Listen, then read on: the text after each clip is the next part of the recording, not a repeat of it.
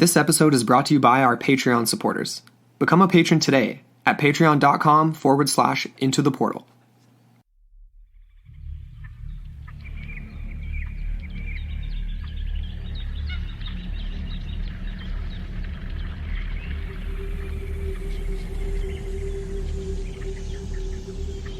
It was a typical evening in the Grampian National Park of southern Australia. The sun was just beginning to set as a local tourist stopped along the rural roadside to snap some photos of the scenic landscape that lay before him. As dusk settled, the photographer was set to take one last shot of the tree line against the dramatic sunset when he stopped short. His breath caught in his throat at the sight of two large glowing eyes peering out of the bushes. He lowered the camera as a low, growling rumble came from the direction of the fearsome yellow eyes, narrowed into a slitted gaze.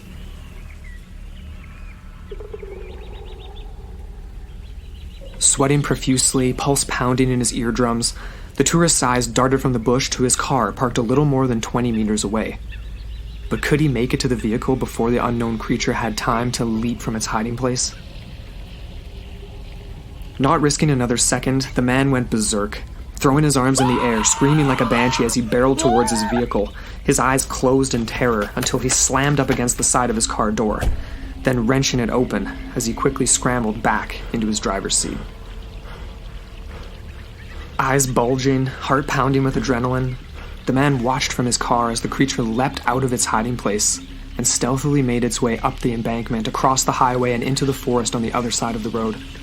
It was massive, bigger than any feral cat the man had ever seen before, and graceful as a panther. This tourist had just escaped the clutches of Australia's most elusive cryptid, the phantom panther. For centuries, witnesses across Australia have encountered creatures that are quite out of place. Join us on Into the Portal as we investigate one of cryptozoology's most elusive cases, Australia's alien big cats.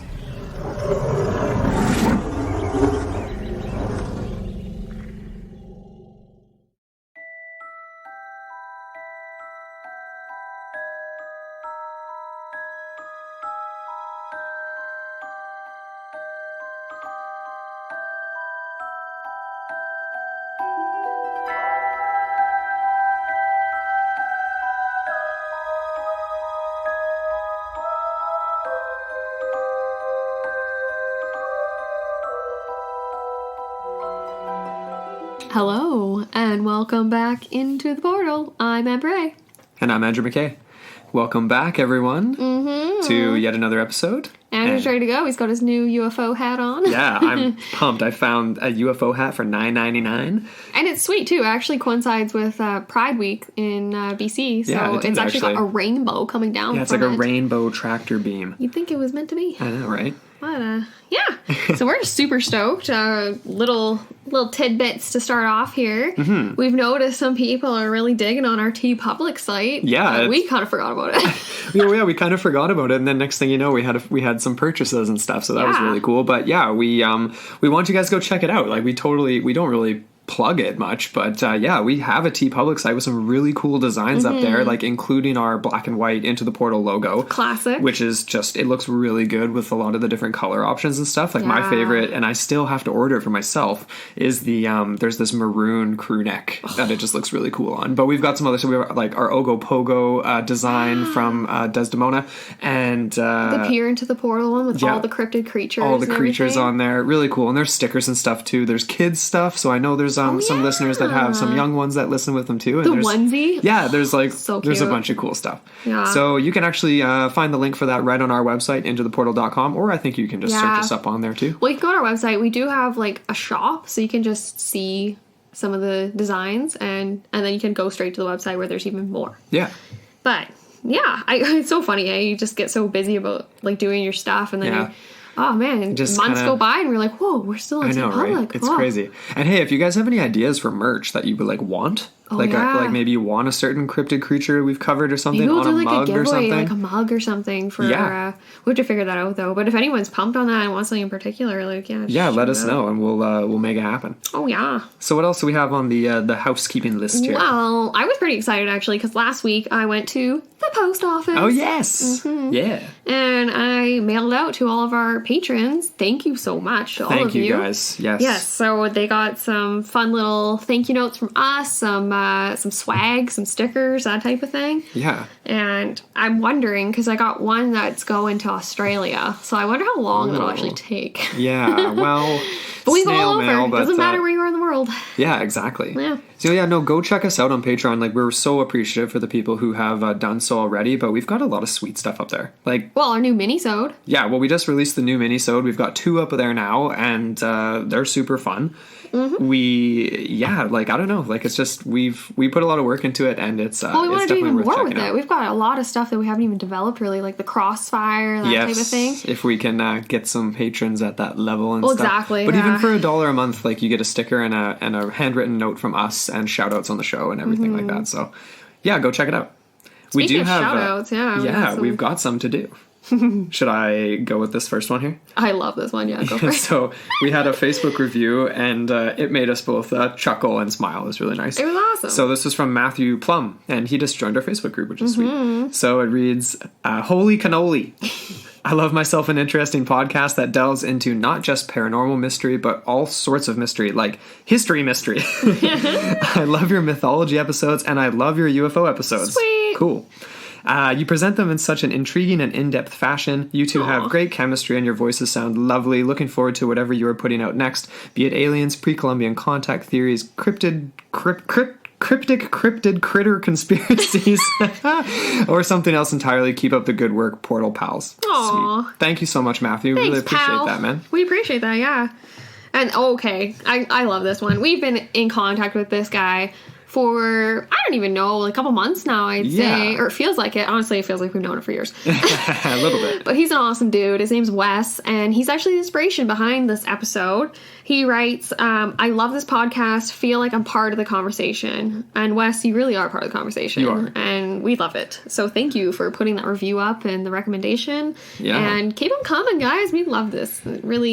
It feeds our souls. It does, and it's seriously... Our meager souls. Totally, and like, our meager souls. And like, yeah, and Facebook, wherever you can, like, that's awesome. And if you do use iTunes and Apple Podcasts, please leave us a review on there. That's very true. It boosts up our ratings and gets us a little bit, up on the climb of the rankings, so we have more exposure for the show. Noteworthies. I've heard that you can be running a podcast for like 6 years and then get on the new noteworthies. Hey, so I don't know. I mean, we're patient people, but we're not very patient. No, I'm the opposite of that, really. Yeah. But anyways, yeah, we know that a lot of them don't actually show up either, which is kind of annoying. But even if you did leave a review, like, snap a little screenshot and send it to us, like, so that we just totally, because we wouldn't want to lose them into the ether. Like, I know we have already. So yeah, it's so annoying. That's okay. All right, are we ready to jump into this? Oh, we ready? So we are jumping into the world of big cats. To be specific, the ABCs, or alien big cats, as they're referred to. Interesting. And that term actually crosses over from there's British ABCs and Australian ABCs that are much more prominent. And there's North American ABCs. Of course. Mm-hmm. But we are diving into some very strange Australian big cat stories and sightings and natural legends. History. Mm-hmm. Yes. So we'll just kind of give the broad strokes of it to get started here. So, but like literally for hundreds of years, I mean, we could go back thousands and look at the indigenous peoples, and we will at some point throughout this episode. But for hundreds of years, there have been reports of big cats. And when I talk big cats, I'm talking leopards, pumas, cougars, those types of big cats, right? Roaming in the forests of and outbacks of Australia. They've attacked livestock and even people over the last few hundred years. And there have been literally thousands of sightings and evidence to go along with those sightings. Now, more so in recent years than in the past, but lots of different evidence. Lots of photographic evidence. So, very, very strange. There's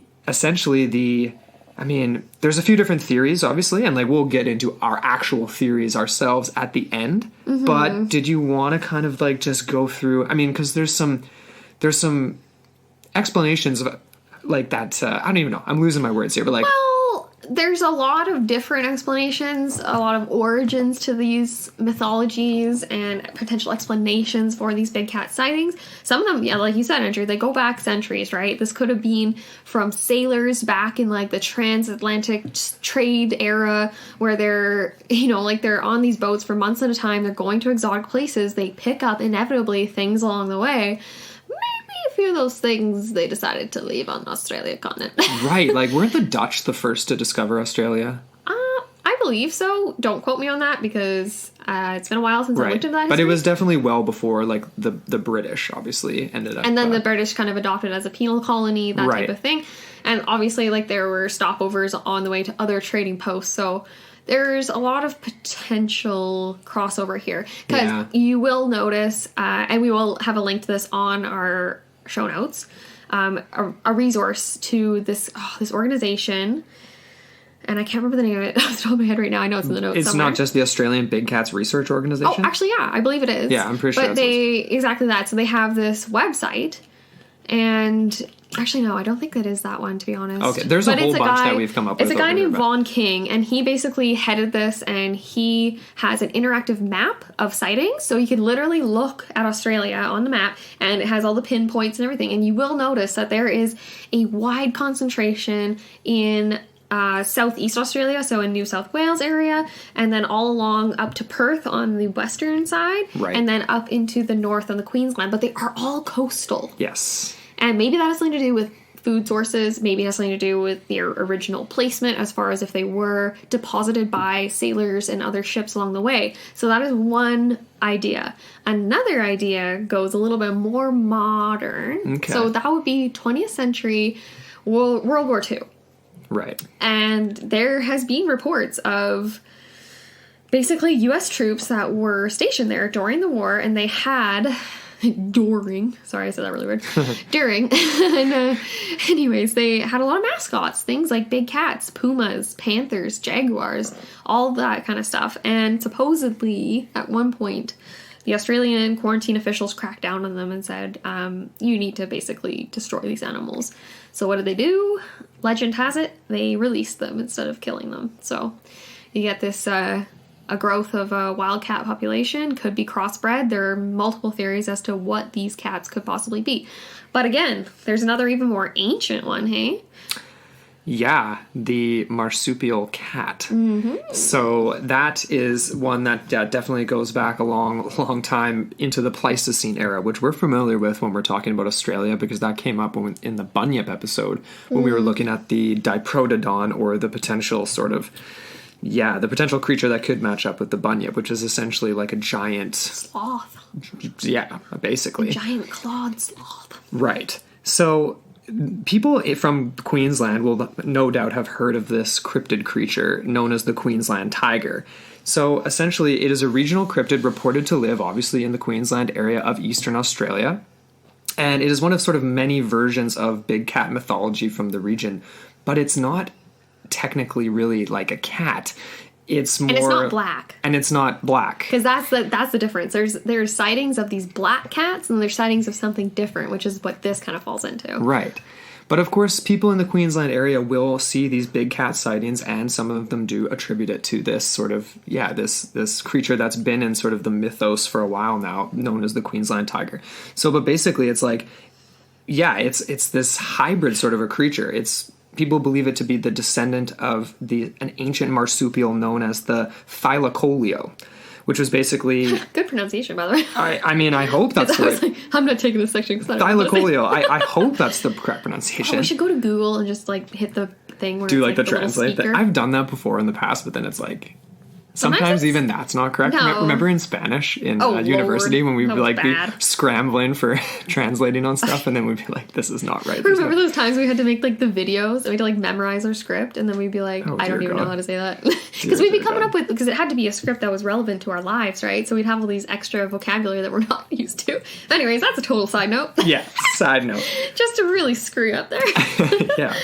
The Queensland tiger. Yeah, so... Okay, so you're saying marsupial cat, so obviously this thing has a frickin' pouch. Yeah, so that's what's really cool. So essentially it's a marsupial lion. It had a pouch on its back, one of its back legs, so like right on its kind of haunch, where its pups would... on the one Yeah.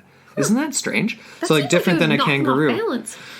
You'd think. I mean, yeah, it's kind of odd, but it's very interesting, obviously, because we don't have these marsupial like predators like this anymore today. Mm-hmm. And essentially, these things were big. Like they weighed as much as 120 kilograms, about 1.5 meters in length. Oy. And yeah, they were definitely feared and revered as well by the local population. So they are actually feared and revered because they were known as the Yarri to the indigenous peoples of Eastern Australia.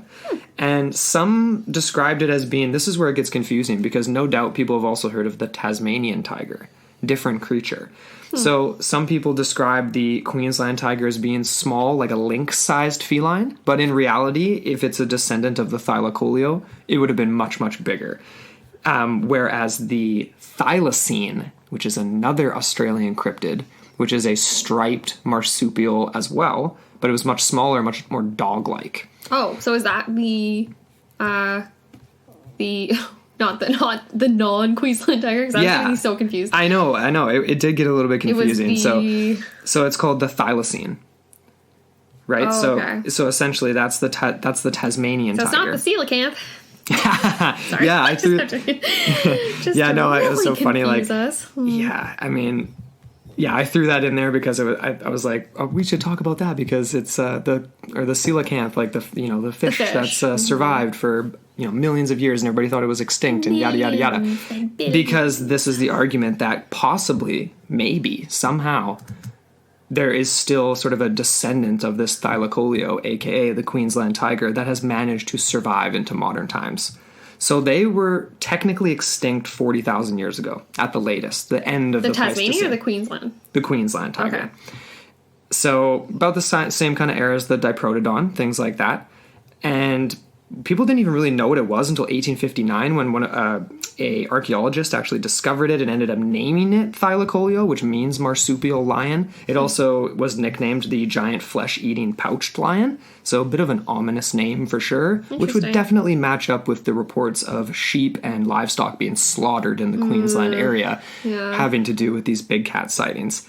One of the really interesting things about this thing, though, is that it was more like a kangaroo, and it had a really strong tail. So it actually would use this tail to stand up on its hind legs to be, like, taller. Oh. And apparently would, Interesting. So it stood really, really tall. Like a roo. Mm-hmm. Anyway, sorry. That's interesting. Okay, so that's like the most ancient sort of origins theory as to what that could be. So marsupial cat, a few different versions of that, but all kind of boiling down to the same sort of idea. More or less. And like there's rock art all over Queensland that dates back even, like definitely, 20,000 years kind of thing. Okay. And the people of Australia, like there's still argument. We talked about this for the People with No Fire episode too, but there's debate as how long they've actually been there. It is at least 60,000 years. So the indigenous peoples were living amongst these giant cats that were there. It's just a question of, could there be some sort of an offshoot nowadays? Yeah, exactly. Some sort of hybrid or another, variation that's come out over time. Yes. That kind of makes sense. So, like, on the flip side, we do have other sort of ideas that are a bit more modern. There is one that comes from Vaughn King, who is he's an expert animal handler. Sorry, I can't talk. And yeah, you're right. Sorry, Andrew. He is the founder of Australian Big Cats Research Organization. Okay. That does have that website. So cool. I think it's just called like bigcatpeople.com or something. Like that, but we'll have it in the notes and have it all laid out for you guys if anyone wants to go take a look. But essentially, he's of the mind that this is probably an Asiatic subspecies of jaguars, pumas, or some sort of mountain lion, a variation of all three of those. He believes that there could be multiple species living on the Australian continent. Okay. And he has talked to several people. Like, he's kind of an expert. He actually worked for Australia Zoo, which was founded by Steve Irwin. He worked there for a number of years. He worked with a family of tigers, basically raised them from cubs and got to experience that firsthand, which he goes into is very rewarding. But like I said, he is of this mind that it's probably a multitude of pumas, jaguars, and mountain lions. See, he doesn't call them panthers because panther is actually a misnomer. There isn't actually a species called that. It comes from, the idea of jaguars and pumas, but because there's black jaguars too, and there's there's even black Oh, is there black escaping pumas? me now. There's not black pumas. Okay. There's black jaguars and there's black. It's not a cheetah. Oh, it's totally escaping me now. But anyways, doesn't matter. You know, black stuff. I'm trying to think of cats. Well, no, it is an important. No, that's just it. That is an like important distinction to make, because lynxes and cougars and those types of North American big cats, they do not. Their fur does not go black. But let's just make a little disclaimer here. All of these have been seen. Fawn-like big cats, black cats. Yes. Big cats. Sorry, I can't talk. Okay, and then also the ones, like you said, that are more like a Tasmanian tiger, that have like a stripe and almost like a more kangaroo-like back end. Yes. And then a more dog-like front end, but with a feline head. Right. Okay, so this guy, Vaughn King, he's talked to former circus owners, and they have admitted to him openly that there were instances over the years where they actually had escapes of multiple big cats, such as jaguars and stuff, and they don't often report these because they're kind of afraid. Yeah, they're gonna get fined, man. Like they've got their own well-being to look out for. But that's kind of scary, right? A little bit more modern, it is, too, yeah. right? This is 19th, 20th century, right? Mm-hmm. See, that's interesting, because it's like, if that was the case then certainly in the 1800s, when there was definitely traveling circuses, traveling just shows and things like that, less, right? I mean, there's no such thing as regulation back then. Yeah, of course not. Exactly. There's not quarantine officials. There's not people stepping in to be like, excuse me. So I'm going to go ahead and say, well before the theories section here, that from the 1800s through into probably, quite frankly, up until the 1960s, there could have been not only animals in like circuses and things like that being released, but private animals being released, just like the World War II cats, the mascots that you mentioned at the beginning. Which is like, I'm imagining too, like, because we hear this time and time again, like on like, you know, like with animal welfare organizations, things like that, the idea that these big cats are purchased by private owners and they're raised in captivity, and then at a certain point they sort of realize that they can't control these things, and they just simply release. Yeah. It's the same thing with reptiles, right? You get a anaconda or something, and it grows up to be like, you know, like over 7-9 feet. Yeah, like, you'd have to have a certain... can't handle this anymore, so off to the sewer with you. Yeah, no, really, though, because it's like, unless you have a full zoo, then it's like... It's actually very believable, though, that it could be a combination of these. Vaughn himself, King, his first name's Vaughn. It's kind of a weird spelling, though. It's like Vognan. I can never use that. Yeah, anyways. I don't like the name Vaughn, but we'll get over that. So King believes that, like I said, like it could be a result of a mix of subspecies of the jaguar, puma, and mountain lion families. And he does point to the adaptability of these animals and their pervasive presence around the world in a variety of environments. So this goes from like the savanna, so like plains that are really hot, to the Canadian Rockies. You find these animals. Well, they're super adaptable. Exactly. And this is from Vaughn. It's a quote. He says, "The key factor about all of these species is that they are 3 of the most adaptable and elusive big cats on the planet." And then he says, just to continue on, the mountain lion, for instance, was known by many hunters as the spirit cat due to its elusiveness and seeming invincibility. Seriously, though, because like... Very cool, though. Well, we live in BC, and we're not right where our home isn't crazy mountainous or whatever. We spend a lot of time in the Kootenays and things like that, and it's like, how many... I mean, have you ever seen a cougar in the wild? I mean, I haven't. No. Like, they're rare, right? Like, you don't see these things, and like I've maybe seen a lynx once from very far, but I don't know if it actually was. Yeah, no, the only thing I've ever seen, like, we had a bear problem at the old house I had. Sure, and we've seen black bears and stuff. Oh my god, it was so cute. It was a cub. They caught him, and he was like, he wasn't like a cub, but he was like an adolescent. Mounds some garbage. And he wasn't mound garbage, he was fine, but he was mountain cherries, so he lived next to a cherry orchard. Smart. He was so cute. I remember seeing him in the cage, and yeah, they had to cart him off quite a ways. But, well, you know. Yeah. Anyways. But that's just it, though. It's like when these big animals start to sort of get noticed by humans, which is the case in Australia, people begin to think of it as a problem. Right. And really, maybe we are the problem. Because we're the one that caused that potentially, right? Because big cats are not native to Australia. No. And it's, like you said, like 98% of the species on that continent are endemic to it. So you don't find them in others. So it's a very isolated area. Right. So for these big cats to travel, it has to be human. Totally. Human means. But it is, and if that is the case, though, think about how impressive that is. I mean, they're obviously very adaptable, very, like, you know, sneaky, powerful creatures and all that kind of stuff. But to go into a place where you're going into an environment and ecosystems that are so unique that unless you match up well, like, you ain't going to last long. You know what I mean? No. But that's what's interesting about this. And, like, I don't know, we've got some kind of just general stats here on these cats because this is what people have seen. And it's intense. What do you say? You do stats on big cats. I need to emphasize that.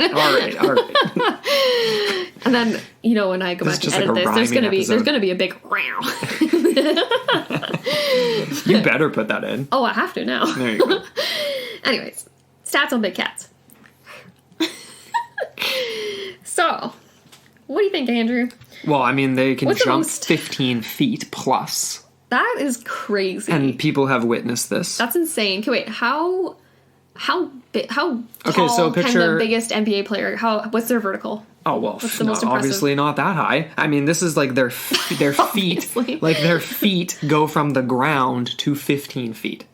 Okay? There's probably a few NBA players that might be able to grab on to a 15-foot, something up 15 feet. But not their feet. But no, obviously not. What about, unless you're on the moon. What about the world record for high jump? I wonder what that is. Not even close. You think? Not even like remotely close. 2 meters? Yeah. Not even. Yeah. I'm trying to picture in my head because, like, we have our own cat, George, right? And he will jump from the floor to the windowsill. So, like, I'm just trying to get, like, the ratio, right? Because their hind legs are so tall. Right. It's pretty impressive. I mean, regardless. It really is. Okay, wait. So they're about 1.5 meters tall, and they're about less than a meter high, right, on average?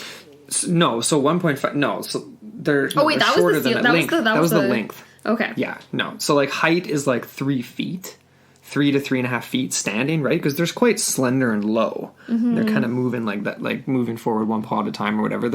They don't look like big creatures until they're kind of upon you, right? Right. Or if you see them from the side. And that's what's interesting with a lot of these sightings and things like that. It's like we've had ones where people see it jump into a tree 15 feet. It doesn't look very big, but then when it extends out, right? Mm-hmm. And you got that full extended cat body. And anybody here who owns cats will know that. They go from this tiny little curled up ball and they spread out on the couch, and next thing you know, you're like, I didn't even realize my cat was so big. The cat's like a meter long. Yeah.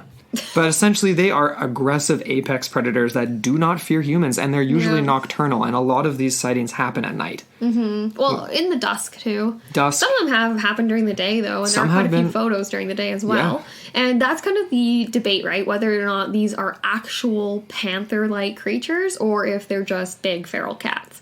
And feral cats are quite pervasive, and we're getting into some actual sightings and some comparative notes from people that have actually witnessed these cats, which is quite illuminating. One other thing I would like to add, though, is that, like you said, they are usually nocturnal, obviously very aggressive, and they'll use their feces to mark their territory. Yeah. They're not like your average house cat or like a smaller cat that will bury its feces as a protective measure. It's extra pungent, is how it's described. And it's meant to alert other big cats that, hey, this is my spot. Yes. And you better stay away. And yeah, another thing too is the fact that they do have these small litters, and it's less periodic, like the births, right? So usually 1 to 2 cubs. Usually maybe one will make it, usually none. Like, it's really tough. It just depends on the circumstances. And obviously, if you're thinking like they're struggling to survive in small numbers in the Australian outback, then I would think that it's low birth rate, obviously. Mm-hmm. Well, it makes sense. Yeah. All right, so let's get into the hotspot areas for encounters. Sure. I mean, so that, like we said at the beginning, like, this has been all over. Some of the most notable areas, though, are the Grampian Mountains. So this is in New South Wales. And that's where we first kind of came across this myth, right? Yeah, the Grampian puma. Mm. There's also the Blue Mountain puma. The Gippsland phantom cat. Yep, the Gippsland phantom cat. The Queensland tiger is obviously another one. And various other big cat sightings everywhere from, forested areas just outside Sydney, like in the capital in the west, South of Melbourne, there's this one peninsula that we have a sighting from that we're going to talk about. Yeah. But yeah, no, I would say New South Wales is like the epicenter, though. That definitely seems to be the most prominent place. I mean, Queensland, but New South Wales is the Victoria area and New South Wales for sure. Yeah. I had this quote from the Herald. This is in 2017. They were reporting that there was numerous sightings occurring in this Hunter area, which is in New South Wales. Okay. And this is just, okay, I'm just going to try. You're going to pronounce some of this stuff? Yeah. Okay. So these sightings were occurring in places including Minmi, Wallsend, Munmurra, Freeman's, Waterhole, Morisset, Curry. I love that was my favorite. Curry with a K and an I, not a Y. Cessnock, Singleton, and the Watagan Mountains. Cool.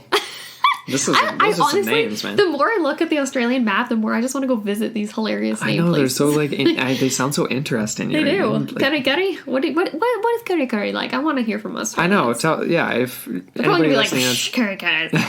Well, anyone who's listening has been to some of these small places, or who has knows anybody who has a story about anything in these places, let us know. Obviously, right? Yeah, we'd love to hear it. I think we should probably get into a couple of sightings. Oh, yeah. Let's do it. Okay. All right. I'll take the first one. Sure. So this actually occurred quite a number of decades ago. It was in October of 1956 in Emmaville, New South Wales. Okay. Mm-hmm. So the contributor writes, these are all anonymous. Yeah, we have a couple. Like there's literally hundreds. Like we pulled up some. Yeah, so this was all from ones. the Big Cats website from Vaughan and King. Okay. Well, not all these, but the first four. Anyways, so it says here, one night, October 1956, I accompanied my dad, who was going spotlight shooting on Willis's property off the Emmaville Road. We were out spotting foxes to destroy as per farmer's request. About 150 meters away, in the beam of the spotlight, this large cat-like animal appeared. My dad got off a shot, which missed, and the animal took off in a creek depression. We drove across the paddock to where we saw it, but to no avail. My dad reported the sighting to the farmer, who commented he had sighted it some years earlier. No photos, but later it was ID'd as a panther. Interesting. So it was known in the area. The farmer was aware of it. That's actually interesting to me, the idea that you're a spotlight shooter, so you're employed by farmers to go out and just shoot foxes. Yeah. Because I've heard they're quite aggressive, right? Like they'll even attack cattle. Yeah. Mm-hmm. They're intense. Like they're small, but they do what they got to do. Yeah. This next one came from a little bit later. I love how we found some that, I mean, it's obviously always laid out in order, but yeah, 1956. That's kind of an interesting place to start. Yeah. 1998. This was in Apollo Bay, Victoria. And again, this is an anonymous sighting. So driving along Great Ocean Road just after sunset, the sighting was after Marengo. Sighting just after Marengo. I'm just after Marengo. I'm assuming it's got to be a town. Mm-hmm. Just after the heavily forested area on the way to Horden Vale. Man, these are it's strange like names. Vale. Yeah, it must be.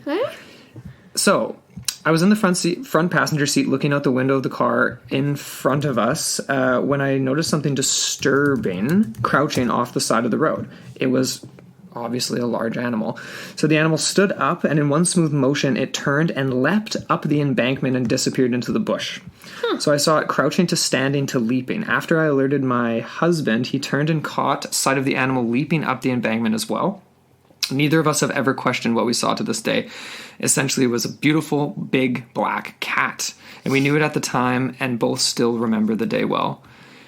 So obviously, the height that the animal that they saw jump up the embankment wouldn't have matched up with a kangaroo or a dog, like a wild dog or anything like that. Yeah, and honestly, like the thing that I found the most interesting about this account was the fact that she includes that she grew up on a farm that had a pig farm directly behind them, and she says here, I have seen some bloody big feral cats in my life, but the big cat we saw was bigger in both height and length. Nice accent. And it was also magnificent to look at.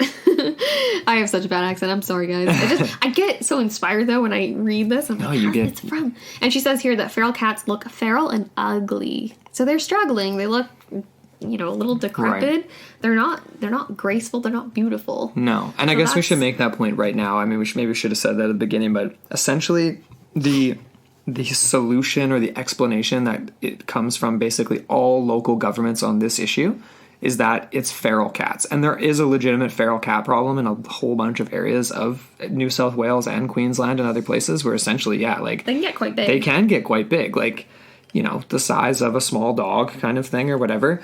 But you're not going to see it and misidentify it as a giant predatory cat. Yeah, it wouldn't be something that, like, you're going to, like, pause and take time out of your day and be like, whoa, okay, I just saw that. Like, that wouldn't be extraordinary to you. No. And just a side note here, definition of vale is actually a valley used in place names as a poetic term. Really? Yeah. So fruit vale, Horton Vale. There you go. Oh. Anyways, for my own curiosity. No, there you go. Horton Vale. Horton Vale. Yeah. Nice Horton Valley. Not Whore Valley, Horton. Yes. All right. So this next one is very recent, actually. This is 2011. Happened at about 6:45 a.m. This is West Australia near Naracoop. Okay. Naracoop. Anyways, he writes here, I was on my way to work one morning about 7 years ago, and my morning drive involved going over the Porongaroop Range and then along numerous gravel roads surrounded by farming land and tree plantations. It was about 6:45 a.m. and visibility was slightly impaired by a soft rain when I spotted a black figure in the middle of the road. I immediately thought it was a black Labrador and someone had let their dog run loose in the road. As I got closer, I wound my window down and yelled out, "Get home!" And that's when I realized it wasn't a dog. It was what I believed to be a black panther. I nearly ran off the road when I saw it out my window. Crazy. That's insane. The funny thing is, it didn't even really care that I was there or that I had yelled out. It just continued to strut across the road and through the fence and out across the paddock. Another morning not far from this encounter, I saw one in full flight run across the road in front of me. The tail was nearly as long as its body. I got goosebumps both times. I've seen kangaroos go from dead carcass to overnight licked clean. I believe a lot of the farmers are too embarrassed to admit anything, and I also think that everyone is looking on the ground for something that takes refuge in trees. Oh, yes. You need thermal imaging to check the trees to find what you're looking for, he writes. Interesting. That's actually very interesting. And that does make a lot of sense, right? Like farmers, the idea that they might be too embarrassed to admit anything. Yeah. No, for sure.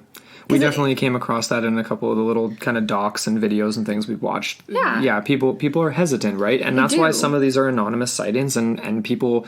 Mm-hmm. That's why the reports come in such waves, right? I didn't really look for names, though, to be honest. Like, these are just people that take the time to volunteer and write in. There's hundreds. There's hundreds, too. And it just doesn't make any sense to me to think that people would be... like, purposefully submitting something that isn't truthful. No. Why would they bother? Like, you know what I mean? Totally. As 7 years ago, right? You're not going to wait 7 years and then you come across this website. You're like, oh, I'm just going to make something up and submit it. Like, that doesn't... You've got to be pretty messed up.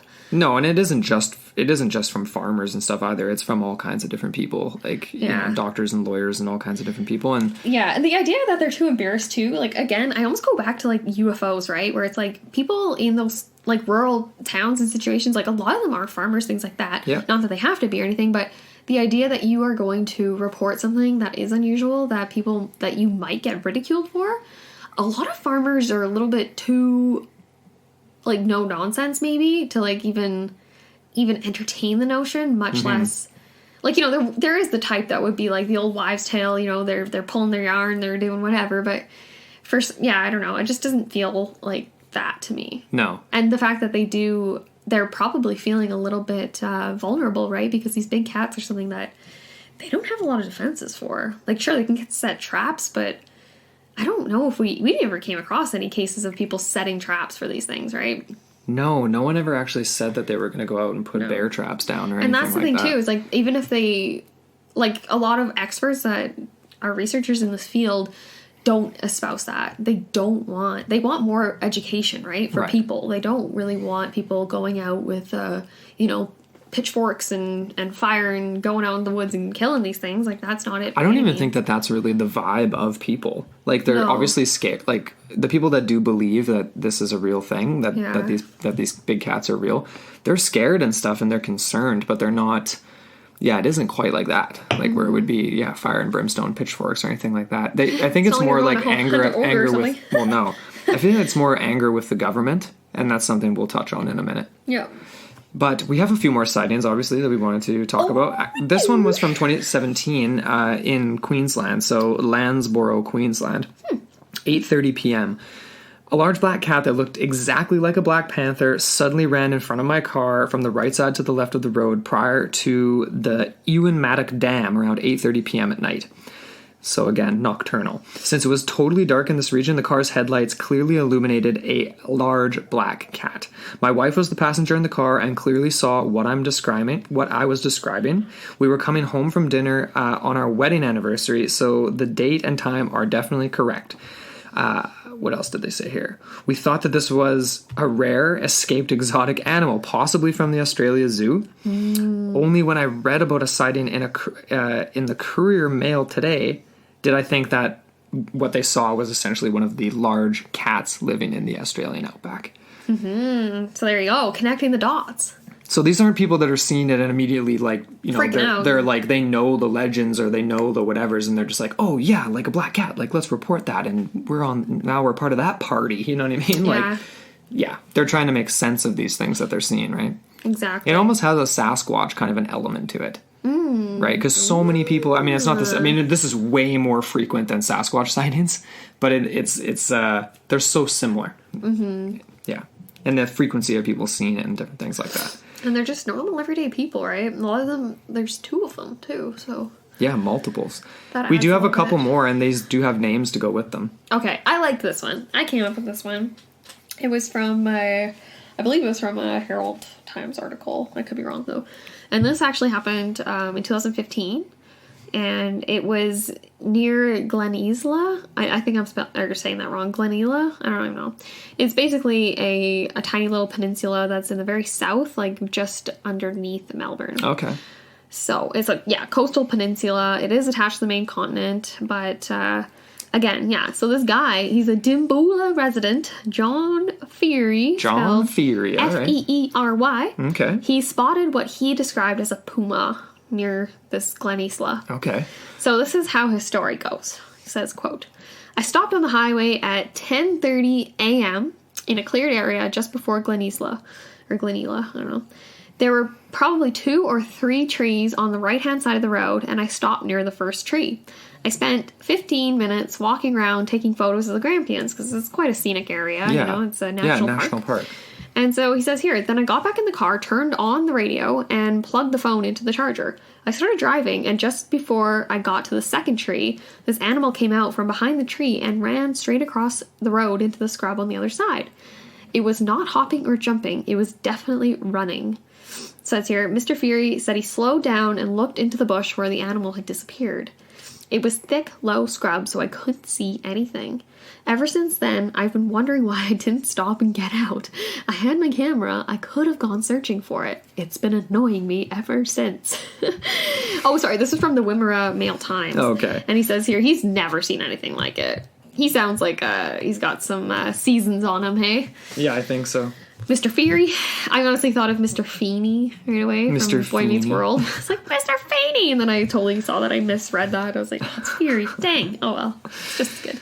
But I thought that was interesting. He actually doesn't really go into much of the description, though. Like, he just says that it was...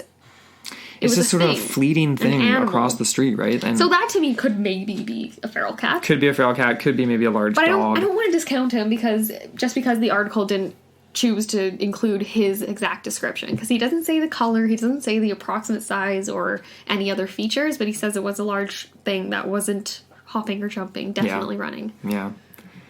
We're sort of jumping around a little bit here, but then we had this one from 2005, and there was a photo to go with it. And I actually can't recall if this was one of the photos. There's been a few that have been proven to be hoexes. I don't think this is one of them. This wasn't the one, because this is from a pretty notable researcher in the field. Right. Yeah. So this was 2005. I'm pretty sure New South Wales as well.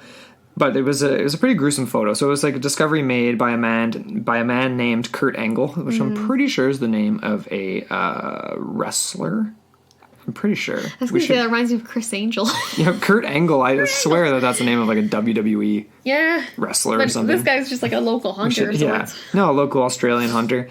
So no one's really exactly sure of the story of how he came across it, but essentially he shot and killed a puma or a leopard or something. Wow. It was black cat. Mm-hmm. And it was massive. It was the full length of his body and then some, and essentially the photo shows the animal strung up by its hind legs in a rural setting out in the bush. Mm. The tail measured 26 inches.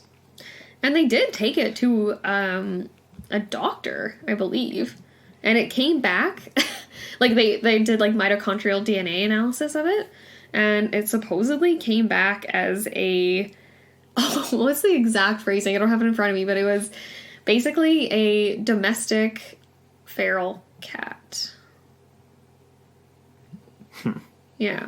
So that's a big domestic feral cat. Yeah.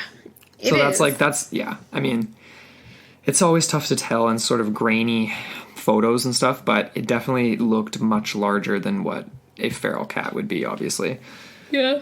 Yeah, I don't know. I mean, that was my take on it for sure. It was kind of interesting because these people that included it on their website, it was two researchers that are quite prominent in the field. They've written a cat called an account. They've written an account. An account. A cat is what he said. I don't even know.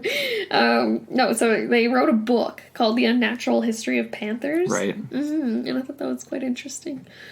But yeah, they definitely, they hype this one up. And they even say you have to buy their book to actually get all of the photos. They don't actually release them on their website. But there is one on the website that's in our show notes. So if anyone wants to go look. Yeah, you should definitely take a look at it and let us know what you think of that. Mm-hmm. I feel like, well, let's take a quick break. We're going to get into some other interesting things in a second here, but... oh, yes. We need to take a little promo break for our friends over at Double Density. Yeah, Brian and Angelo are good buddies over in Montreal, and they put on an awesome show that's half tech, half paranormal, and not all just paranormal, but they cover just interesting stories and tech. Exactly. And they actually did this whole series for the summer. They wanted to be your summer go-to podcast. So they shorten the episodes by 5 minutes.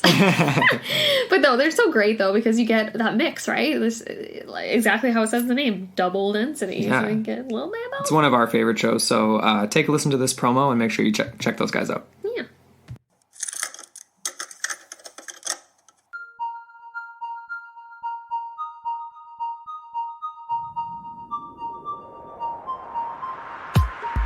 From Apple products to Zelda games, and from aliens to zombies, we are Double Density.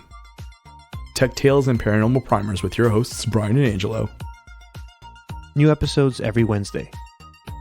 DoubleDensity.net.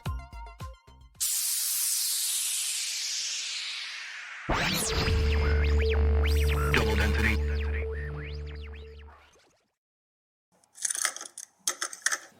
And we're back. Mm-hmm. So make sure to go check out Double Density. So we're hopping into, a section here where we wanted to go through, notable researchers, because we're at this important stage here where it's okay, who the heck is looking into this? Well, exactly. Because this is obviously a problem. You've got sort of people on either sides of the fence that are either outright don't believe in it because they've never seen one, and then there's a whole bunch of people that are very, very adamant that this is a real thing. Obviously, they've experienced it. Their livestock's been freaking dragged up trees and slaughtered. They think that there's big cats. Mm-hmm. But, of course... many people believe. Who is actually looking into this, though? Well, okay. So, like I said before, these Australian big cat researchers that covered the story we just did before the break. Right. So, this is Rebecca Lang and Michael Williams. So, they are the co-authors of Australian Big Cats and Unnatural History of Panthers. Cool. And, they actually were called in to investigate this 2005 finding. You're struggling today. I don't even know. They're just words in English. You know what? It's hard. Okay? Yeah. It's really hard. First world problems, man. Yeah, indeed. Anyway, so they talked to this guy who had caught this big black cat. And then they also brought in another expert called Bernie Mace. And they had him sample a piece of the tail for this mitochondrial DNA, which, like I said, came back F. catus, which is kind of an oxymoron. It's a wild domestic cat. Wild domestic. Wild domestic. It says here that the test was paid for by the Sunday Herald Sun in Melbourne. And yeah, no, the tail itself and the photos were examined by the Melbourne Museum. And one of the biologists did state that the tail was real and not a trick cut. So it wasn't as if someone had taken a tail from something else, like amputated it on, that type of thing. Right. So yeah, that was kind of they don't really give away too much though, because they want you to buy the book. Fair enough. And I'm sorry, you guys didn't have an ebook, so I couldn't. Anyways. That's the tough thing about doing a weekly show is we would have to order things. Like some of the books we order months in advance because we know we're going to get to that episode. But you can't always do that. We rely on. Some we just kind of pull the trigger on. We're just like, we're doing this. Yeah, totally. One of the other notable researchers, though, her name is Chris Coffey. Great name. Chris Coffey. But she's been compiling research on big cats, alien big cats in Australia since the 90s. And to date, well, actually, this wouldn't be to date to 2018. This would have been a little bit earlier, so just a few years ago. But essentially, she's amassed a database that has over 560 entries, everything from sightings to mysterious paw prints to different scats that have been found to just, unexplained damage that could be attributed to big cats. And this is from hundreds of different people who have claimed to have seen something. And as Coffey put it in her own words, we're not stupid people. So we're not all stupid people. Right. We're not all exactly. I mean, you're gonna get the odd crazy. Oh yeah. Right. But she makes that point of saying that they're police officers, there's police detectives, there's doctors, lawyers, teachers, politicians. Like these are everyday normal people who don't have anything to gain from making this stuff up. But animal handlers too. Who would know what they're seeing. So this kind of puts aside the classic Joe Nickel thing where it's like it's an owl or it's a feral cat. Oh no, if you're an animal handler, you're gonna know what's a feral cat and what's a puma. You'd think. I would like to hope. You hope. Like next time I'm at the zoo, I'd like to think that the person who's in charge of the giant cats knows what a giant cat is and what a penguin is. Let's just say that. You know what I mean? Like. It should be pretty obvious distinctions to make. It's not a bowl. It's not a bowl. The universe is like the human hand. Okay, if anybody knows what that reference is, we did that little contest last week, and we had a couple of listeners. They got it. They got Office Space. Yeah. That one's a little more obscure. That is wise here. We always pull that up. So, I don't actually know if Chris Coffey was a member of this organization, but there's been a number of other research organizations that have been looking into this. One is called the Rare Fauna Research Institute, and it actually ended up just being called, in the end, the Australian Rare Fauna Research Association. So essentially, its purpose has kind of wavered over the years, which I found interesting when I looked into it. It's like, it started off kind of researching big cat stuff, and at times has sort of been pushed and pulled in different directions that make it seem less legitimate to some. For example, they've gone into research ghosts, UFOs, other cryptid creatures that are a little bit less believable in Australia, such as the bunyip and the yowie. So they're definitely kind of like a paranormal research organization. What about drop bears? I wonder if that's in there. Hey, I don't know if they've researched drop bears. Definitely have researched thylacines, so the Tasmanian tiger, and possibly a relative of the Queensland tigers in some sort of a way. Interesting. And like ghosts, eh? Like that's a wide net. Yeah. I feel like that goes with a lot of paranormal sorts of organizations or people that are thinking a little bit outside the status quo. Yeah. So essentially, like Chris Coffey had her own database of 560 entries.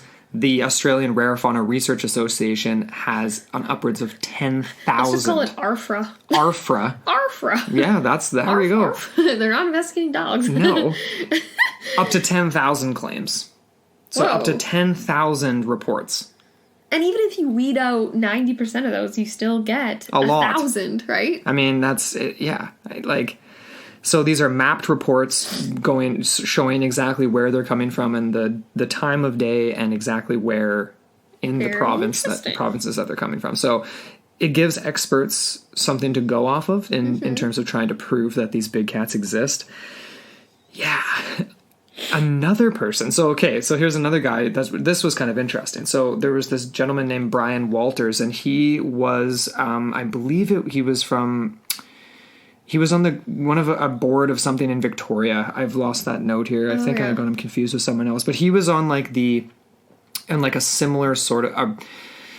he worked in a similar capacity to like this Rare Fauna Research Institute, except it was more legit, like for the government, like looking into animals, he was on like the Board of Agriculture and things like this. No, wasn't he in like the rural wildlife? Rural, that's right. Yeah. Rural Wildlife Land and or...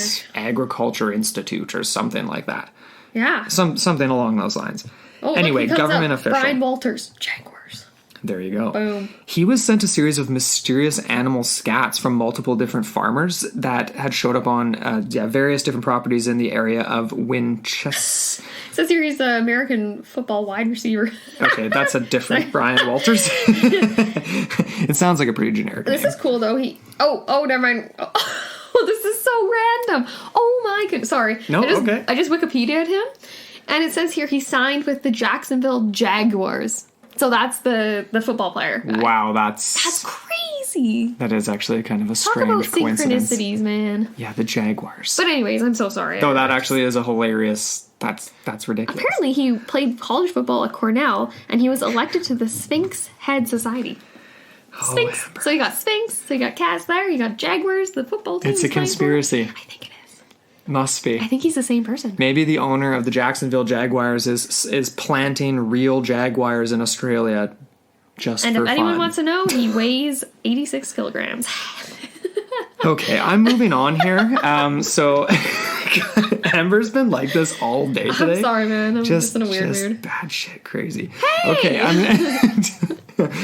okay. Where was I? What am I even talking Brian about Walters. here? Right, the football player. He's analyzing scats. Yes. So, analyzing scats that were sent to him from a property near... Now, how the heck do I pronounce this? It's just Winchelsea, I guess. Winchelsea, Victoria. Yeah, from farmers that were really concerned that there was some sort of predator about. And the thing is that the scats were different. Like you said at the beginning, they had really much more pungent, different kind of a look to it. Didn't look like it was... And it's out for display. Yeah, didn't look like it was a fox or anything like that. So he gets these scats sent to him and he's like, yeah, I went through it and it was, quote, fox, fox, fox, fox, fox, fox, fox. Is exactly what he said. But... then he got to this one sample that was particularly pungent, and he knew it was something different because you can just tell by the smell. He said, quote, it makes your eyes water, and I thought, what's going on here? Something else. It has to be something else. So he cleaned it up and sent the analysis to one of the most reputable labs nearby to him, and it came back as American mountain lion. Very strange. So, of course, at first he assumed that this was wrong or that he was being hoaxed in some way. So he sent the samples again to 2 other experts that he knew, and he basically did it sort of like a blind study sort of thing, right?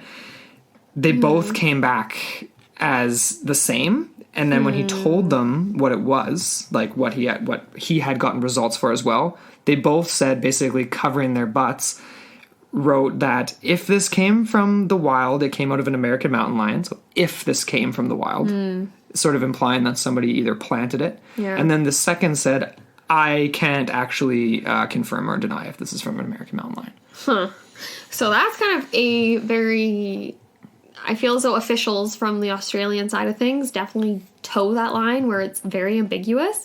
And like it's almost as if they're doing it... I would say not so much as like a cover-up per se, as some people allude to, but honestly more so to prevent public panic. Yeah. Yeah, I would agree with that. And they don't want people going out being trigger-happy and shooting a bunch of feral cats either, even if they are an issue. So I think that's actually kind of well played by them, but at the same time, if there is an actual issue, they need to be addressing it. Yeah. But, okay, so just a few other notable people. So, again, we get into this sort of conflicting notions of whether this is a large marsupial cat or if this is, like we said, like a puma or mountain lion of sorts. Yeah. So Rex Gilroy, he is a researcher of the field. He has written a book. It's called Big Cats of the Australian Wilderness. And he insists that there are panthers moving mostly between the Hunter area and then between that and the Blue Mountains region. Okay. And he is of the mind that these sightings are actually of a large marsupial cat. So something originating from those ancient ancestors from the Pleistocene sort of an era. offshoot. Exactly. Crazy. And he's obviously done a lot of research on this. I didn't go too deep into him. That was one rabbit hole. I was like, yeah, that's interesting. That's a good thing to note. Another one was obviously this Vaughn King that we have mentioned repeatedly already throughout the episode. And like I said before, he is a big cat expert. He did found the Australian Big Cats Research Group. And he's also a former handler of big cats, such as tigers and everything, at Australia Zoo. And he is of the mind that it's actually a subspecies of leopard descended from former circus show captives that were released or escaped. Right. And so, yeah, like we already touched on, he does believe that subspecies of the leopard, jaguar, and mountain lion families exist in the wilds of Australia. See, like, that's so weird, right? If it could be an amalgamation. Sorry, just on air. His website is pantherpeople.com, and that's where you can go and explore these sightings and everything. Okay. This has been an invaluable tool for us. Yeah, so it was really neat. It was really neat, yeah. I really appreciate his opinions. I think he's a very level-headed individual, and that he's not doing this to hype anything unnecessarily or create some sort of panic. He wants what's best for the cats. Yeah. And he has a very strong bond with the ones that he's worked with. He went into this he raised, like I said before, there was these 3 cubs. They were all brothers and sisters. There's 2 brothers, 1 sister. And he described how one of the brothers just got so attached to him. Like, they had this bond that formed from day one and just went forward with it. And the other brother, very aloof, not going to be friends with him for his entire life. He's struggled. He does not have a working relationship is how he describes it. And he always has to watch his back around him because he knows tigers are notorious for testing the boundaries. And if you test them too much, they will let you know. Not into that. And then his sister on the flip side was like kind of a bit of both. So she was a little aloof, but a little cuddly too, and liked to sort of, it was always on her terms. It's like such a typical cat, man, really. You know, like, totally. Even George, our cat, he can get like that, but he's very amicable overall. But anyways, it's just like so funny, right? Because they all have such engaging personalities. They're all wildly different. But anyways, yeah, so he really sees them as people. He sees them as individuals and as things to be respected. So yeah. Anyways. Well, it's a good perspective to have on this because, yeah, a lot of people, especially from the short video clips and things like news clips and stuff that we've watched and prepped for this, people don't think the government is really capable of dealing with anything as it is. Like they kind of complain that nobody really deals with the feral cat problem. So how could anybody go about dealing with a big cat problem and admit to it? Because that would end up just being dangerous for everybody, not just for the cats, but potentially for the people too, in the areas that they're being found in. But I mean, it's like, obviously this is a weird thing. Something would have to be done if this was definitively proven, right? But yeah, very strange. I mean, so that's where we kind of get into this section where big cats as a political issue in Australia and the response from Australian officials and how some people think that this is a government cover-up of sorts. Exactly. Not necessarily full-blown conspiracy, but just more of like, can't be bothered sweeping under the rug. Even though it's being presented multiple times, there were several studies done, one in 2009, one in 2012. So yeah, I mean, and this is what I put this first because I found it to be just so ironic because we were going to talk. There's a whole bunch of research done leading up to 2012, but some that happened in 2011, just before, that was really, really, really like not conclusive, but definitely evidence to be looked at. Yet in 2012, we have the state government of Victoria come out and say that the existence of big cats in Victoria, they found it to be, quote, highly unlikely, even after they were sent evidence in the form of scat footprints and photos. So that was followed up by a guy named Peter Menkhorst, and a director of Environment, Land, Forest, and Agriculture from the Arthur Ryla Institute, who were essentially in charge of an investigation into big cats. And the investigation was called off, citing lack of hard evidence to verify their existence in the state. Interesting. You have to wonder how much money they're spending on that investigation. I'm thinking probably not a ton. He basically said in a statement, a review of the information pertaining to the possible presence in Victoria of wild population of unknown species was undertaken, but there are no records of big cats in official zoological databases managed by Victorian government agencies. I'm going to skip through some of this other stuff, but essentially he just says that, however, there are thousands of reports of big cats in the files of community cryptozoological groups and individuals. They went through and they classified all these. They went through the accounts. They talked to people who had seen, witnesses who had seen these things. But essentially he's saying that he's not discounting anything. He's saying, however, some evidence cannot be dismissed entirely, including preliminary DNA evidence, footprints, and some behaviors seen that seem to be outside the known behavioral repertoire of known predators in Victoria or in Australia in general. Yeah. So that I find interesting. You know, that's funny. Like, even the footprints, right? Because we watched several documentaries and stuff, and they outline exactly, like, what is particular about a big cat footprint, right? The idea that their claws recede back, so you wouldn't see the actual little like claw indentation. It'd just be like a pad.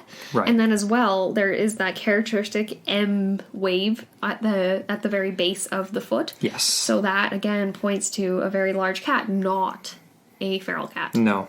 And then the interesting thing too is that with the Queensland tiger, there is a subtle variation for the people who think they found that footprint, because it's exactly like you just described, but then a longer back foot. Right. Slightly longer, like more of a kangaroo-esque. Looks like a rabbit or a kangaroo. Yeah. But with like a cat print. Yeah.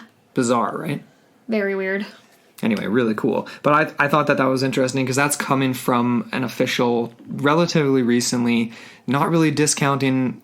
not discounting evidence outright, but not admitting to anything either. Basically, just saying, "Hey, we did our best." Well, but that's just it. Hey, so Wipe we your get into hands this. clean. We watched a very highly entertaining documentary by Animal X TV. It was called Australian Alien Big Cats. It was from 2011. Yeah, and so they were sort of digging that hole. Hey, like they're like, there's a conspiracy, there is a cover up. We've sent multiple samples from. Like, was it a tiger or panther in captivity? It was jaguar, I believe. Yeah, they went to a local zoo. Yes, and they got scat, and they got hair samples. And when they got them back, the test results for the hair came back as a black domestic cat. Yep. And then the scat was dog. Yeah. So very suspicious. And they did this multiple times, right? Like, there was the preliminary, and then they sent a follow-up, right? And it was the exact same thing. And these were sent to labs that were the same local labs that basically government agencies would be using for any biological testing. Exactly. And then they did send another report to the actual New South Wales government that basically outlined what had happened, right? And they actually said in the documentary they weren't at... They couldn't disclose, just for legality reasons, the actual name of the lab that was responsible, but they passed along the information to governors and to local authorities that could deal with that, and just to make them aware, even if they were already aware, you know what I mean? But it's funny, because they say here, this quote is either this is incompetence or just downright fraud. So... what's the best scenario there? I don't know. But it's very... It's a very conflated issue, I would say. And it's not as if people aren't trying to do the right thing in government. Even this guy, this is 2009, New South Wales Governor Nathan Rees, he asked the Department of Primary Industries to investigate these claims. And especially related to the Blue Mountain area, there was a lot of panther sightings. And it says here, and this is a quote from an ABC article that was just... documenting the actual investigation. It says here, the department says that examined video footage, plaster casts of footprints, and photographs of scratch marks, and sent hair, saliva, and fecal samples for DNA analysis.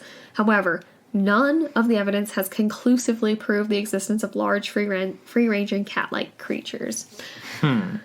Yeah, and then it says here, although the report claimed that the paw prints were made by a very large dog, it was recommended that, quote, the department should continue to collect reports of unidentified animals through its website. See, I feel like it's that type of response is just so typical, right? It's we need more paw prints. It's literally there are hundreds of collected print samples. I know, it's the thing that's missing is a actual specimen. Yes. Right, which is going to bring me into one of my two kind of predominant theories at the end here.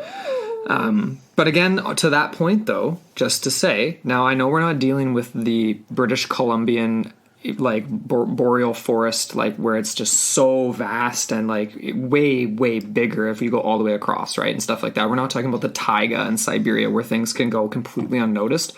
But Australia is still massive, right? And their forest area is still quite massive. Yeah. I think it's 125 million hectares or something like that as of 2011. I have that stat at the bottom. Yeah. But we made the point, I can't remember which episode, maybe it was Ogopogo, but where, big animals can basically live out their lives and die in peace, and their bodies are never found. I mean, how often you can ask a hunter who's been doing that their whole lives how many times they've come across a grizzly carcass or a cougar or a dead owl. How many times do you see a dead owl? Right? Even you'd have to be looking really hard. And the thing is, too, right, like, they even make the point that, well, that one anecdotal witness account that said basically they've seen an animal go from being dead on the ground to being picked clean overnight. There you go. Overnight. Yes. So, actually, that's an interesting thing, too. From this documentary we were watching, they set out a trap or a bait. Remember? They were trying to get an animal on cam. Right. And their bait was literally completely transported away within hours just by ants. Yeah. Like this huge thing of meat. And then, it was exactly. just picked apart and taken away. And then just maggots. That was it. So if something dies in a remote location in a treed area in Australia, maybe it ain't going to last that long, right? And even if it was in a likely place to be found, which it obviously wouldn't, because these things don't want to be found. Yeah, and okay, so there were so many more little witness accounts that I didn't include in this. A lot of them did start from the idea, well, from the starting point where they're driving down a highway and they see something eating roadkill, and then runs away, and they describe it as like a panther-like cat, like so big and black. And sometimes it's fawn. Like, I got accounts that were saying there was fawn color too. But that, to me, I don't see these predators eating roadkill. So I feel like a lot of those instances could be explained as feral cats just being decomposers, right? Yeah, they're decomposers and they're just opportunists and that type of thing. And if they're opportunists as opposed to hunters. Very different. Exactly. So, yeah. That to me, and obviously there's a ton of those, right, living in Australia. So, anyways, it's really interesting. There's definitely a gray zone involved in this, but I want to believe. I think just for if I lived in Australia, I would live under the assumption that there are big cats out there and that you need to respect these things. There was one actually from another documentary. I can't remember if it was the Animal X or whatever, but it was this woman, this Australian woman that was interviewed, and by the researcher, the one that we said was obsessed with scat. She was just talking about scat the entire documentary. She just wanted to talk about scat. All of it. But anyways, she loves poo. Anyways. Yeah. But she was talking to this lady who basically described how she encountered one of these creatures very offhandedly. She was in the brush. I don't think she was that far away from civilization or anything, but basically how she described it, she's like, oh yeah, like it was huge and it crouched, and she's like, oh, I didn't at the time, I didn't think I was afraid because I thought it wasn't in an aggressive stance, but it actually was because it was crouching. And the researcher that was interviewing her actually told her, like, that was actually a very aggressive posture. Like, it could have pounced on you, but you were probably just a little bit too big and a little too healthy looking. So I was like, okay, we'll leave this one. But that's creepy, man. And she described it as jet black too. So right, and that's like we've said, the majority of these reports are of jet black, which kind of gives it almost like this supernatural element to it, because like phantom cat. Yeah, right. Well, and that's hence the name, the phantom cat. The Gippsland phantom cat. Yeah, that's right. Mm-hmm. The other thing from this doc that I just wanted to point out that I thought was interesting, like just to match up with the report from Victoria, there was a New South Wales government official as well. I think he was like the Minister of Agriculture for the province or something. It's something along those lines. He basically came out in a statement and said, this is a problem. Like, this is a problem that people are reporting, and like we should probably be looking into this. Sorry, he was a governor? No, he was just like a minister. Was he on his first term? Got to get through two to get that pension. In Canada, anyway. Yeah. Well, it's a Commonwealth country. Probably very similar rules. Something similar, yeah. But it's like there's people in the government that definitely do acknowledge this. Yeah. But then officially, the government of New South Wales, as of 2011, when this documentary was shot, officially denies the existence of big cats. And we're refusing to basically give any further funding, research funding, or anything like that. Okay. So the thing that this angered a few people. Dr. Hart, who was an ex veterinarian and head of the Rural Land Wildlife Center, and he's basically a wildlife ranger. He's gone through a bunch of these witness statements and evidence and things like that, and basically just said, like, poppycock. Like, there needs to be more funding to put into this. Really? Based on the descriptions of a black cat, roughly the same size, and Dr. Hardy. Makes the case more convincing in general. Exactly, because he is a vet. He's, like you said, he's head of the rural land, like as like a wildlife ranger type of thing. Yeah. And he does say, again, like the consistency of these witness statements that all describe this black cat of roughly the same size really does help the case seem more convincing to him. Yeah. But obviously you do get those minor variations. From the Queensland, you get that striped butt, and then down you can get a few more like puma type creatures where it's more like a mountain lion, more like a tawny or fawn. A little bit different kind of a color, but same features and same capabilities and stuff. Yeah. They finished off that documentary talking to the mayor of a town called Hawkesbury. I don't know if you remember that part, but they interviewed him, and they interviewed the chief civil engineer. And they basically both, I mean, the chief civil engineer stated that he thought there is clearly some type of problem, but if the government recognizes it, then they're going to have to deal with it. Therefore, they're not going to recognize it because they already suck at dealing with all kinds of stuff. Right? Which I found kind of funny coming from it's like a city official.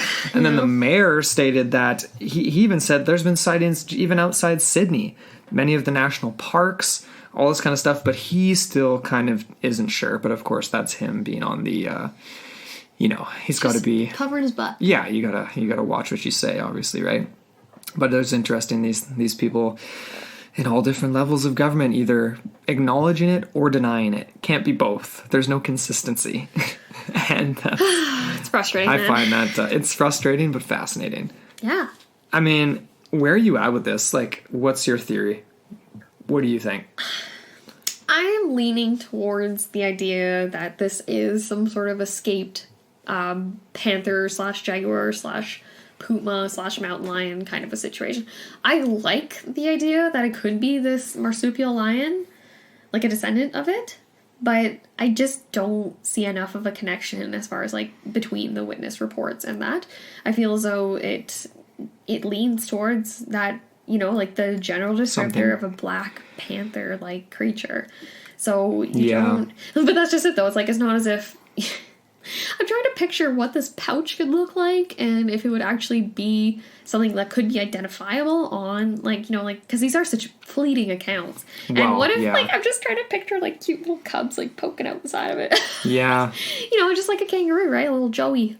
But at the same time, no, I am definitely of the mind. I'm more in the Von King camp, where I like the idea. Well, I don't like the idea, but the idea that it is escaped creatures that may or may not have escaped persecution as far as death by Australian quarantine officials, as in the World War II mascots theory. And stuff, yeah. Exactly, okay. Or if it is just not zookeepers, but circus owners that are keeping their mouth shut because they're we'd be screwed. We don't get sued by all these local populations. What if it attacks a kid? What if it, you know what I mean? Yeah. And even farmers, right? What if it attacks their livestock and they can come knocking on your door and get the remuneration for the lost livelihood and all that. Mm-hmm. So I don't know. I mean, I definitely, I think that's a likely theory, obviously. I feel like it would have had to have been, it started with escaped animals much earlier than, the 20s and 30s. And there actually is, just to back that up, an article in the Mail Times of Australia of 1989 cited a 1877 report which raised the question of whether it says here, whether wealthy squatters, that doesn't make sense to me, okay. had released lions in the mountains to kill ostriches and deer, introduced by the Longarengang Station. Okay. Founder William. So they're suggesting that this could have been from the 1800s, and that they could have introduced these as exactly. We've seen this time and time again, right? Where it's population control, introduce one species to control another. Doesn't really work out a lot of times, but yeah. Yeah, I mean, I could see that. I'm just thinking time-wise, if something like that happened in the 1800s, then that gives enough decades because they produce such small litters, and the sightings are so spread out. You know what I mean? So it's like the actual territory that these animals would be ranging is massive then, obviously, if you're assuming that they're all the same subspecies or same sort of amalgamation of different species of big cats. Because, I mean, I'm not a biologist, but presumably they could all mate. Presumably. Right? Like, you could crossbreed a North American mountain lion with a Brazilian. I feel as though their mentality and their just way of being would probably negate that. But it's like, but out of sheer survival in this type of situation, if they were just released, I mean, it's not about in your own habitat defending yourself. If there's a male and a female and they're both cats. That's true. You know what I mean? Well, you can even get interspecies. Well, this is a little bit different, but that cute video I posted on our Facebook forum group where it was like the golden retriever just adopts the baby jaguar or whatever into its litter. Yeah. Literally is breastfeeding the thing. Yeah. So interspecies, man, it can happen. It can. Mm-hmm. And I'm not going to totally disclude that. No, because totally. I think that's definitely plausible. The other thing is, though, it's like I like the Queensland tiger. I like the marsupial cat angle just because it was an ancient species. And we did know that definitively. And we know that the thylacine, which is sort of the more dog-like, wolf-like, similar kind of a creature that is also a sort of a related descendant of that animal, lived into the 1930s. And they actually weren't officially declared extinct until 1986. And some people still think that they're alive and out there roaming around. And if people can believe that, then why not the much larger Queensland tiger version? Maybe it's black now, right? Maybe it's evolved. Maybe it's changed. Maybe it's more nocturnal hunter now than it used to be. Mm-hmm. Because black is a very dominant characteristic. If you have black, that's usually going to be given to the offspring, at least to a certain percentage. And if it is such a small litter, then that's going to be quite pervasive. But it seems very unnatural, though, because you think of, like, Australian sort of outback, and you think of the colors of Australia. It's more of, like, a tawny, sort of grayish, browny, like, sandy color, right? So you think that would be more advantageous as far as a adaptable sort of element. Yeah. But, again, you can't choose your stripes, man. No. And, like, hey, guys, you have to go on to our sources and, like, take a look at some of the, like, there's video clips and different, I mean, you can just Google it, too, but, like, most of them are black, but like take a look and let us know what you think. I mean, when you look at the infrared ones and different things like that, sometimes it's tough to gauge color and size. But yeah, there's a lot of daytime sightings too, though, and a lot of and they're black. The ones that are in the daytime sightings, they look like a black panther. It's like it is clearly big. Yeah, like, and it makes you wonder. Freaky. It's like, okay, the only way you'd be able to fake that is obviously if it was in some sort of zoo, right, or some sort of sanctuary of sorts, or if it wasn't taken on that continent but was placed as, like, you know, cited as in Australia, whatever. Yeah, that would be pretty easy to do. Totally. But I don't want to really go that way. I don't want to discount people and be that. No, I'm not. Wet blanket. No, not at all. And I feel like there could be some variations, regardless of what this could be. I mean, in terms of color, I do have a paranormal idea. Oh, do you? I mean, well, it wouldn't be into the portal without that. It wouldn't really be into the portal without a paranormal angle, I suppose. What sort of strikes me about some of these things is that they're almost too perfect, right? Like they're almost too perfect, the sightings, yet they seem genuine. They come across as very genuine. But not everyone, but they're seeing this black panther, which panther, and a lot of them are using the description panther, right, for this, which we know isn't actually a species. It's just the generic description for any big cat that happens to fall into that category, right? But so there's that, and then also the fact that the sightings are so spread out. So if this is a small population of barely surviving, like in a sustainable population, how the heck how are these sightings happening at such disparate locations? You know what I mean? Yeah. It almost to me seems like there's something supernatural happening here. Like there's some sort of like just the black cat element of it appearing in certain places. It's like they're phantom cats. And I actually found this really interesting story. Well, it's not a story. It's short, but it was really kind of neat. There was an Arthur Conan Doyle mystery written about a Black Panther way back in the day. And it was actually No, but what was interesting is actually people weren't quite sure where he got the story from or the idea for the story from, but he actually ended up being friends with Percy Fawcett. Does that name ring a bell? No. So the Lost City of Z. So he was the explorer who went searching for the Lost City of Z. Cool. And him and Arthur Conan Doyle actually became friends and sort of got chummy back in the UK. And Percy Fawcett claimed to have run into a giant black panther somewhere on the border between Brazil and Bolivia. Oh. And so he told this story to Doyle, and people think that's where he got the idea for his Black Panther story. What's interesting is shortly after Doyle's Black Panther story, there were big cat sightings in the UK. And there still are, even to this day, black panthers spotted in the United Kingdom. Much less likely than the Australian outback, I would have to say. But I just thought that sounds kind of interesting because it seems sort of supernatural. Like, clearly the creature in his book is a fictitious creature, yet people ended up having these sightings. Like, lots of people, not just a couple fleeting ones where it's like a one-off UFO sighting or something. Well, yeah. What's that? Oh, I'm trying to think of that psychological thing. It's like the psychology of suggestibility, that type of thing, you know? I can't remember the technical term off the top of my head. Now, just you know, it's funny though, like, I don't know why that just popped in my head. Like, I wrote that short story forever ago called The Cat is Following You. And it just reminded me of that, right? The cat's following you because, you know, when you get these sort of... And again, that was a phantom cat too, in a sense. Mm-hmm. It was a shadow. The interesting thing about this too is, like, just like circuses and early traveling shows and the soldiers in Australia, there were definitely people who released big cats in the UK too, right? Yeah. So inevitably, even as late as 1980, there was a case where Eurasian lynx and puma were captured alive in Scotland. Really? Yeah. So can happen. Can it just definitely goes back happen. to that whole thing. Like, even when we did the ancient explorers, so the Chinese, that they were bringing back giraffes and things like that. If you see an exotic animal, if you're able to catch it, then you're going to be carting it. And then inevitably with these big apex hunters and predators, like, you're going to get escapes. They're smart, man. They're not dumb. They're going to take their chance. Oh my God. I just, like, had that episode of X-Files pop in my head. Remember that one where he's studying the big cats and then it ends up he is the cat?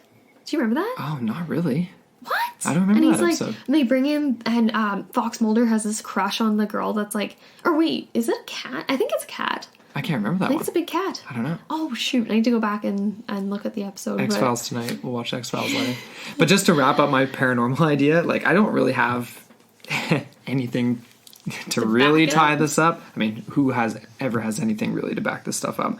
Other than just, the fact that catch a tiger, man. Well, it's just so fleeting, right? Like, there's a million sightings, but they're in such disparate locations, yet it's this black animal, this black panther. Mm-hmm. It's like, it seems like it just kind of appears when it wants to and disappears when it wants to. Just like a lot of things that we've kind of looked at, hey? Like skinwalkers, Sasquatch. Yeah. The other thing that sort of lends to this idea is the daytime sightings. I mean, these animals are nocturnal. Unless they were that desperate and they had to be awake and hunting during the day. Like, the videos and photos of these supposed panthers and supposed animals are not, they don't look emaciated, like they're struggling to find food, so they're up during the day just walking around for fun.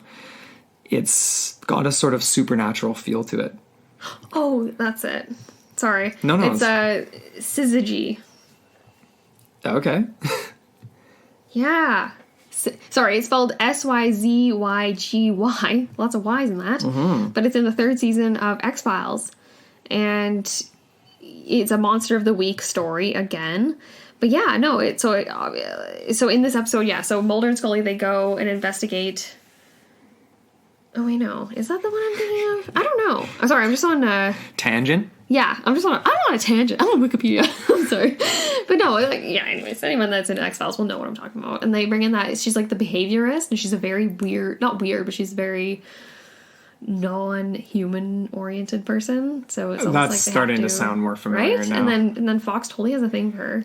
We'll have to go check it out. Anyways, yeah. So, sorry, let's get back on track here. But I really love that theory, though, Andrew, because, like we've said, there has been no bodies discovered. There's been no kittens discovered, right? You would think that you would come across a situation like even like the Planet Earth people, right? They go into like crazy remote areas and they capture footage of animals that honestly no one has seen, like not like the general public has not seen. Right. And you'd think that they'd be able to do the same thing. Exactly. But it's like, who's going to fund it? Because they do have so much footage on mountain cats and things like that. And yeah, we need they should do like a Planet Earth crypto. Yeah, Yo. That would be so cool. Davey. Because Davey it's like the Admiral, documentaries on cryptids. Yeah. Because like the ones we watch, like they're so... Like they're done for drama, like dramatic effect, obviously, right? Like, you know, they're out there for one day with their bush cam and they're like, oh, we didn't see anything. It's like, okay, well, you know, we had people we've come across in this research that, you know, we're like hunters and trappers and researchers and stuff that basically say you could be out there for 2 years and not see what you're looking for. Right, yeah. So, yeah. Do you have any concluding thoughts? Well, I kind of already threw out my hat in the ring as far as what I'm into. Escaped animals. And, I'm of the mind that is the most plausible. And that they're just not found because they're so, like, smart, elusive, and just basically, you know, predators that don't want to be found, I guess, eh? Exactly. Yeah. I'm leaning that way, too. I mean, yeah, maybe there still is. Maybe it's a blend of both. Maybe there could be a paranormal element and this sort of an element where they are very real animals, but they're sort of coming and going through some sort of a portal because there's no bodies found, yet there's this strange scat found. So it's like, you know, interdimensional poops coming through. Like, no, I don't think so. Like, obviously there's something real there, right? The question is where are we going to find this thing? Or what exactly it's going to be. I'm really looking forward to see the next year of research into this because I was surprised. Like when we started looking at this, it's like 2018. Dang, like there's a ton of sightings and a ton of stuff. Yeah.